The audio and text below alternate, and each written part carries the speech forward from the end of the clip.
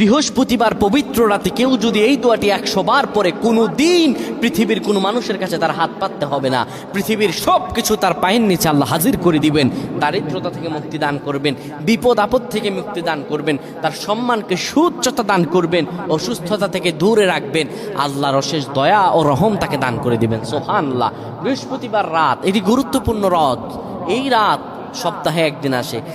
আরবিতে রাত আগে আসে, দিন পরে আসে। সুতরাং বৃহস্পতিবারের যে দিন গিয়ে রাত, এটি বৃহস্পতিবার রাত নয়, এটি শুক্রবারের রাত, এটি জুমাবারের রাত, এটি দোয়া কবুলের রাত, আল্লাহর কাছাকাছি হওয়ার রাত। সুবহানাল্লাহ। এই বৃহস্পতিবার রাত আল্লাহ তাআলা বান্দার দোয়া কবুল করেন।